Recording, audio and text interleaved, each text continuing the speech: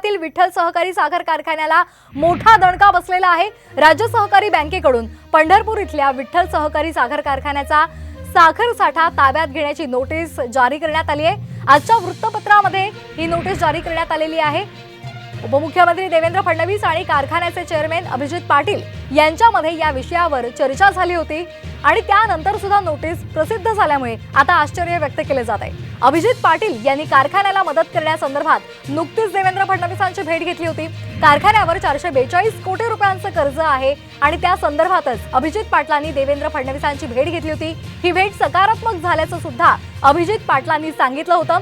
तुम्ही आम्हाला मदत करा, आम्ही तुम्हाला मदत करू असं देवेंद्र फडणवीसांनी सांगितलं होतं। मात्र त्यानंतर सुद्धा या कारखान्याला नोटीस जारी करण्यात आलेली आहे। आताची महत्त्वाची बातमी आपण पाहतोय।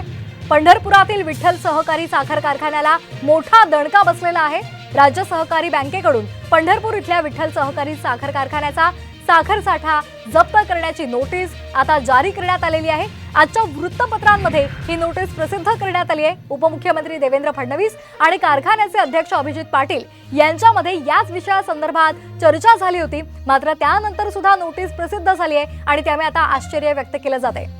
अभिजित पाटील यांनी कारखान्याला मदत करण्यासंदर्भात नुकतीच देवेंद्र फडणवीसांची भेट घेतली होती। ही भेट सकारात्मक झाली होती असंही त्यांनी सांगितलं होतं। या संदर्भात अधिक माहिती घेऊयात आमचे प्रतिनिधी नितीन पाटणकर यांच्याकडून। नितीन, काय अधिकचे अपडेट्स आहेत? नोटीस जारी झालेली आहे अभिजित पाटील यांच्या साखर कारखान्याला।